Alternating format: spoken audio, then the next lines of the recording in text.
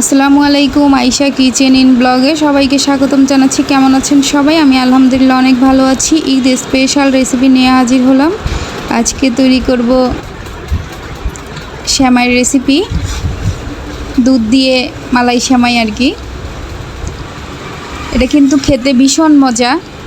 এই লম্বা সেমাই কিন্তু দুধ দিয়ে অনেকভাবে রান্না করা যায়। আমি যেভাবে রান্না করি সেটাই আপনাদের সাথে শেয়ার করব। এখানে আমি একটা কড়াইয়ের মধ্যে ঘি নিয়ে নিয়েছি।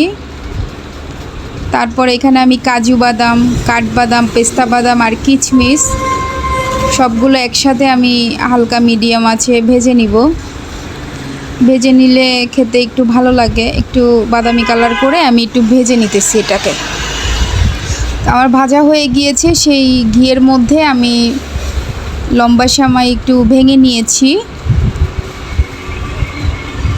2 মুঠ পরিমাণ দিয়েছি।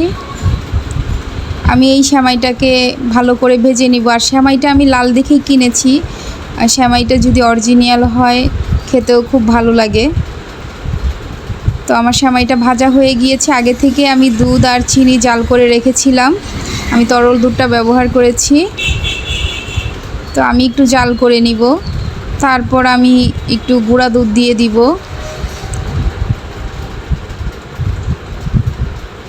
আবার একটু ভালো করে মিক্স করে নিতেছি। গুঁড়া দুধটা দিলে ফ্লেভারটাও ভালো আসে, খেতেও খুব ভালো লাগে।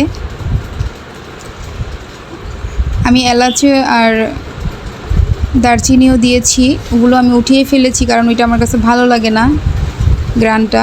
তো আমার হয়ে গিয়েছে, এখন আমি সার্ভ করে নিতেছি সেমাইটা। এখন যে আমি আগে থেকে যে বাদামগুলো ভেজে রেখেছিলাম, কিশমিশ বাদাম, এগুলো দিয়ে দিতেছি। এখন আমি একটু একটা বাটিতে উঠিয়ে দেখাবো আপনাদেরকে। সেমাইটা খেতে কিন্তু ভীষণ মজা হয়েছে। এটা ঠান্ডা ঠান্ডা আর একটু ভারী হয়ে যাবে, খেতেও খুব ভালো লাগবে। আমার রেসিপিটি যদি ভালো লাগে লাইক কমেন্ট শেয়ার করে পাশে থাকবেন।